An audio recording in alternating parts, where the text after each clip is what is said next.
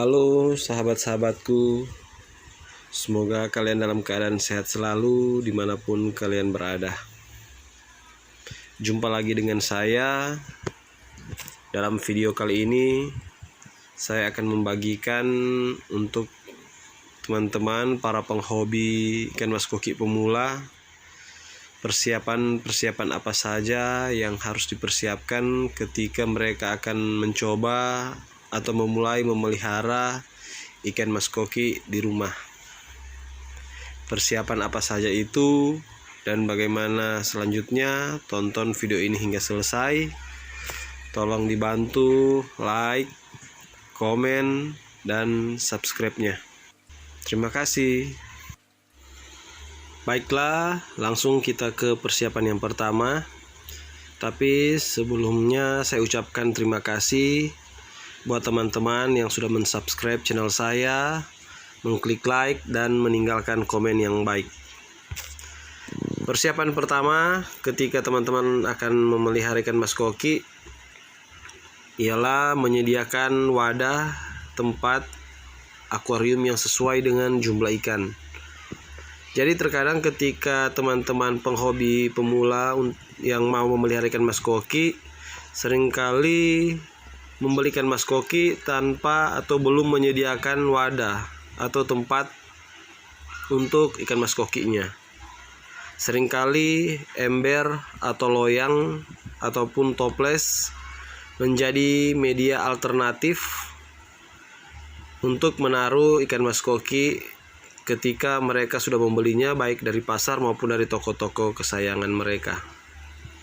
Tapi karena wadah atau tempat yang tidak sesuai, terkadang belum sempat sehari atau mungkin baru 2 hari ikan mas koki yang telah kita beli sudah mati atau tidak lagi mengalami selera makan yang baik atau mungkin sudah sakit.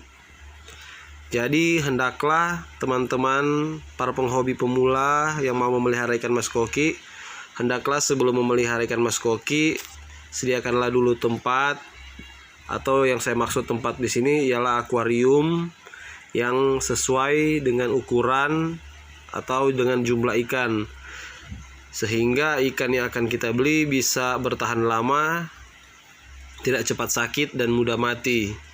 Jadi ketika teman-teman juga membeli ikan, menyesuaikan dengan jumlah dan ukuran, karena ketika teman-teman membeli ikan mungkin dengan ukuran yang besar dan jumlah yang banyak, mungkin ukuran akuarium yang dipakai juga harus menyesuaikan. Jangan menaruh ikan yang besar di tempat yang kecil, atau begitu juga sebaliknya, meskipun tempat yang luas tapi jumlahnya yang banyak, sehingga tidak ada kesesuaian tempat dengan ukuran tempat dan jumlah ikan dan besarnya ikan.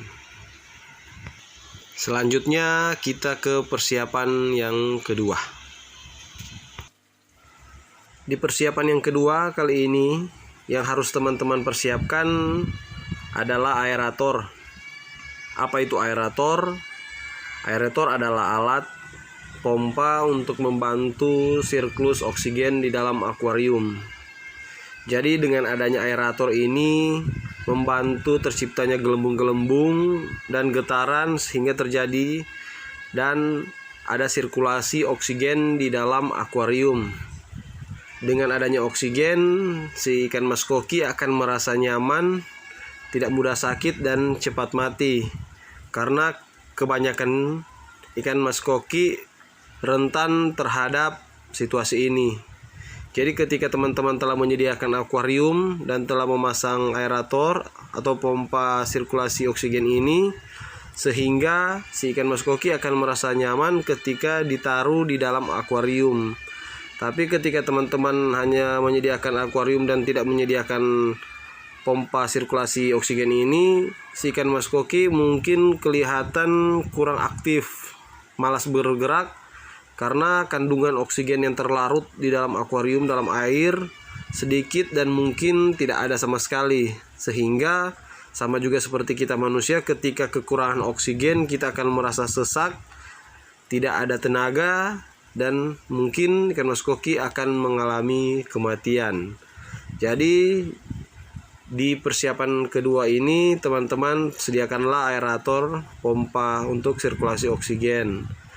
Ketika teman-teman membeli aerator di toko kesayangan teman-teman, sediakan juga atau katakan kepada tuan toko juga, tapi biasanya tuan toko akan menawarkan untuk membeli selang yang akan ditancapkan ke lubang aerator itu sendiri, dan juga batu oksigen yang akan disesuaikan biar gelembung menjadi banyak dan selang tidak terangkat ke permukaan air karena ringan, sehingga ketika menaruh batu oksigen, selang itu akan tetap di dalam air dan akan terciptalah gelembung-gelembung oksigen.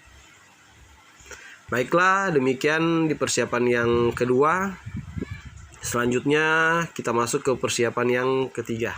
Baiklah, selanjutnya kita masuk ke persiapan yang ketiga. Yang harus teman-teman lakukan adalah belilah filter, alat filter untuk menjaga air dalam akuarium kita tetap bersih dan untuk menyaring kotoran-kotoran ikan dengan memakai filter yang baik. Jadi ketika teman-teman masih di dalam toko dan sementara membeli peralatan yang harus dipersiapkan, tanyakan pada tuan toko filter yang baik yang akan dipakai dengan akuarium ukuran yang telah teman-teman sediakan, agar supaya ukuran atau akuarium yang teman-teman sediakan bisa menyesuaikan dengan ukuran dan kapasitas filter. Karena kalau akuarium juga yang besar dan filter yang kecil, akan kurang mampu menyaring kotoran-kotoran dan agak susah untuk menjaga air tetap bersih, karena ukuran filter yang kecil atau saringan yang kecil kurang mumpuni untuk menyaring atau membersihkan akuarium dengan ukuran yang besar. Jadi sediakanlah filter dan tanyakanlah kepada tuan toko filter yang baik untuk menyesuaikan ukuran akuarium teman-teman di rumah.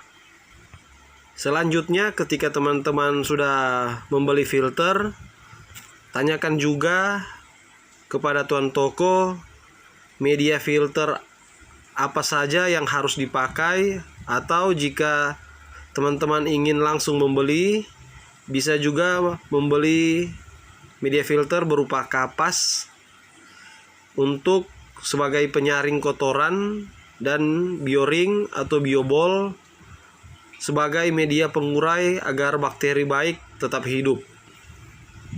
Jadi ketika teman-teman sudah membeli filter, jangan lupa juga untuk membeli media filter yang harus diisi di dalam filter sehingga air atau kotoran-kotoran di dalam akuarium bisa tersaring dengan baik, dan untuk menjaga air di dalam akuarium tetap bersih dan ikan-ikan mas koki di dalam akuarium tetap sehat. Demikianlah tips atau persiapan ketiga. Selanjutnya kita ke persiapan yang keempat atau yang terakhir.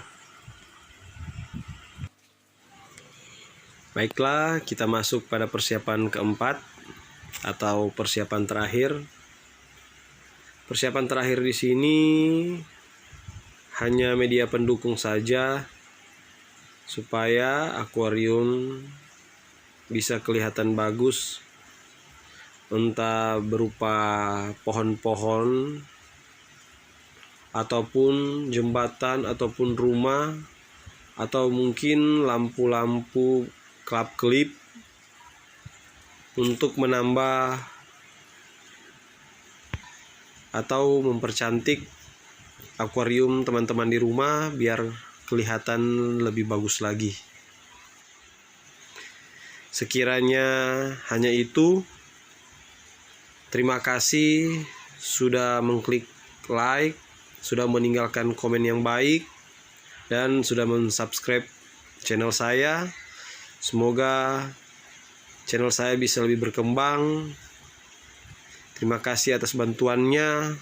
Demikianlah tips atau persiapan buat para penghobi ikan mas koki pemula ketika atau akan mencoba memelihara ikan mas koki di rumah. Terima kasih.